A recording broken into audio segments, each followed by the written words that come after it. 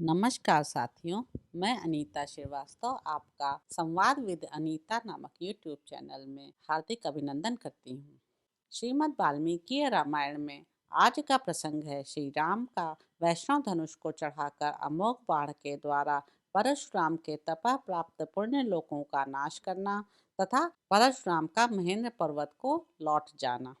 दशरथ नंदन श्री रामचंद्र जी अपने पिता के गौरव का ध्यान रखकर संकोचवश वहां कुछ बोल नहीं रहे थे, परंतु जमदग्नि कुमार परशुराम जी की उपयुक्त बात सुनकर उस समय वे मौन न रह सके। उन्होंने परशुराम जी से कहा, भृगुनंदन ब्रह्मन, आपने पिता के ऋण से उऋण होने की, पिता के मारने वाले का वध करके वैर का बदला चुकाने की भावना लेकर जो क्षत्रिय संहार रूपी कर्म किया है उसे मैंने सुना है और हम लोग आपके उस कर्म का अनुमोदन भी करते हैं।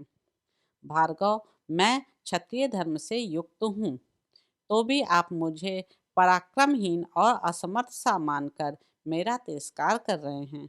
अच्छा, अब मेरा तेज और पराक्रम देखिए। ऐसा कहकर शीघ्र पराक्रम करने वाले श्री रामचंद्र जी ने कुपित हो परशुराम जी के हाथ से वह उत्तम धनुष और बाण ले लिया। उस धनुष को चढ़ाकर श्री राम ने उसकी प्रत्यंचा पर बाण रखा।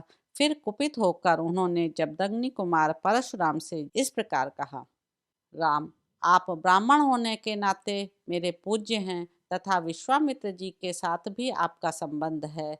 इन सब कारणों से मैं इस प्राण संहारक बाण को आपके शरीर पर नहीं छोड़ सकता।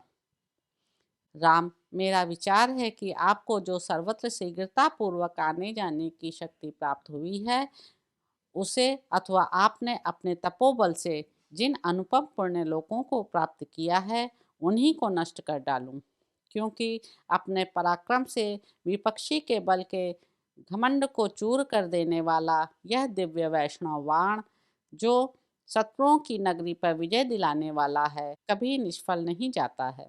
उस समय उस उत्तम धनुष और बाण को धारण करके खड़े हुए श्री रामचंद्र जी को देखने के लिए संपूर्ण देवता और ऋषि ब्रह्मा जी को आगे करके वहां एकत्र हो गए।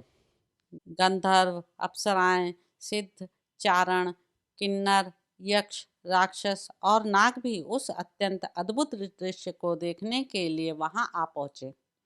जब श्री रामचंद्र जी ने वह श्रेष्ठ धनुष हाथ में ले लिया, उस समय सब लोग आश्चर्य से जड़वत हो गए। वीर्यहीन हुए जमदग्नि कुमार राम ने दशरथ नंदन श्री राम की ओर देखा। तेज निकल जाने से वीर्यहीन हो जाने के कारण जड़वत बने हुए जमदग्नि कुमार परशुराम ने कमल नयन श्री राम से धीरे धीरे कहा, रघुनंदन, पूर्व काल में मैंने कश्यप जी को जब यह पृथ्वी दान की थी, तब उन्होंने मुझसे कहा था कि तुम्हें मेरे राज्य में नहीं रहना चाहिए। ककुस्तुकुल नंदन, तभी से अपने गुरु कश्यप जी की इस आज्ञा का पालन करता हुआ मैं कभी रात में पृथ्वी पर नहीं निवास करता हूँ, क्योंकि यह बात सर्वविदित है कि मैंने कश्यप के सामने रात को पृथ्वी पर न रहने की प्रतिज्ञा कर रखी है। इसलिए वीर राघव, आप मेरी इस गमन शक्ति को नष्ट न करें। मैं मन के समान वेग से अभी महेंद्र नामक श्रेष्ठ पर्वत पर चला जाऊंगा। परंतु श्री राम, मैंने अपनी तपस्या से जिन अनुपम लोकों पर विजय पाई है, उन्हीं को आप इस श्रेष्ठ बाण से नष्ट कर दें। अब इसमें विलंब नहीं होना चाहिए। शत्रुओं को संताप देने वाले वीर, आपने जो इस धनुष को चढ़ा दिया, इससे मुझे निश्चित रूप से ज्ञात हो गया है कि आप मधु दैत्य को मारने वाले अविनाशी देवेश्वर विष्णु हैं। आपका कल्याण हो। ये सब देवता एकत्र होकर आपकी ओर देख रहे हैं। आपके कर्म अनुपम हैं। युद्ध में आपका सामना करने वाला दूसरा कोई नहीं है। ककुस्त कुलभूषण, आपके सामने जो मेरी असमर्थता प्रकट हुई, यह मेरे लिए लज्जाजनक नहीं हो सकती, क्योंकि आप त्रिलोकीनाथ श्री हरि ने मुझे पराजित किया है। उत्तम व्रत का पालन करने वाले श्री राम, अब आप अपना अनुपम बाण छोड़िए। इसके छूटने के बाद ही मैं श्रेष्ठ महेंद्र पर्वत पर जाऊंगा।